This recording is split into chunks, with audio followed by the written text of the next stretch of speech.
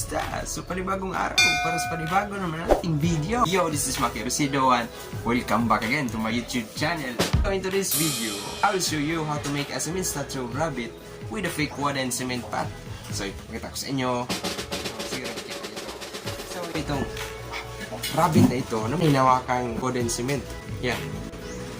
So ipapakita ko sa inyo kung paano ko ito ginawa mga kaluka. Ayan mga kaluka no. So